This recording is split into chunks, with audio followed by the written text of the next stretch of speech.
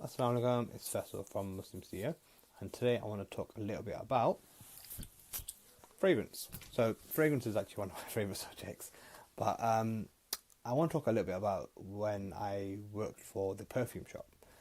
So, this is going back 10, 12 years now, and I worked for them as a buyer. Now, celebrity fragrance at that time was kind of all the rage. So, think about Jennifer Lopez or Britney Spears. You know, these guys were releasing fragrances that were selling tens of thousands of units. And so one of the things that we had to do was to plan in advance because, you know, we don't want to, we're planning for Christmas. Christmas is the busiest time of year, so you don't want to be buying too many of the ones that won't sell so many, and you don't want to be left short of the ones that kind of are selling, really well. And so we had this kind of internal discussion, and who do you think that, who would you pick to do really well? Obviously, naturally, you'd think the bigger the name, the better they do. But what actually happened completely took me by surprise, and it was a massive lesson for me.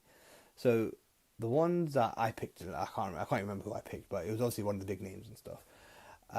But the one that sold by far, literally it wasn't even close, by far more than anyone else, was a celebrity called Katie Price. Now, I don't know if you know who she is. She's like a ex-model. She's a reality TV star, but obviously she's fairly big in the UK, I guess. But I was shocked. How could that sell this? I don't understand. But when I think about it, and when I thought right afterwards, I was like, okay, what was happening? What was influencing my decisions was my own worldview.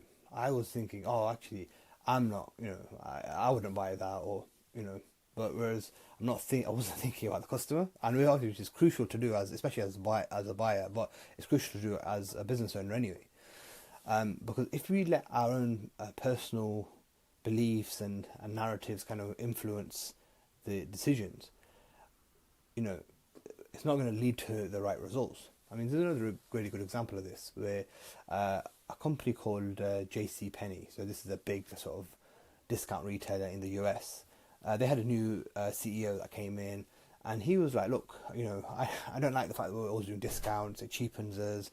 I want to do a new strategy. I want to make us an amazing place to shop. So he's really focused on that experience and things like that. And the following year, literally, he halved his revenue, so everyone hated it.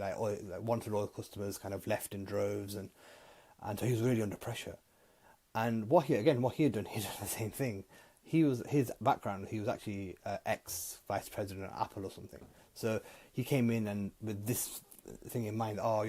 This is I don't like that we're discounters, and we should be really nice place to shop and really focus on experience. Whereas he failed to understand his demographic didn't want that. His demographic wanted discounts. They were older, they were price sensitive, and so this is really, really important for us to keep in mind.